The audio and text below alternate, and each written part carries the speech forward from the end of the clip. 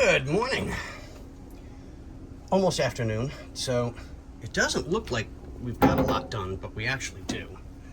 We're only just a couple left, and I can have Bobby come in with the plasma and cut this chunk of floor out. And the reason why I say that,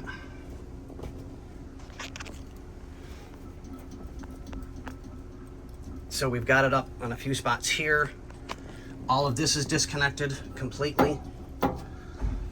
So once Bobby cuts it with the plasma, probably right at that line, then I can start working on this chunk if I don't already have it done by the time he's ready to cut.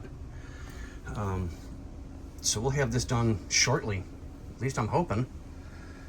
Still running into a couple of tough ones that just don't want to give up, like that one right there.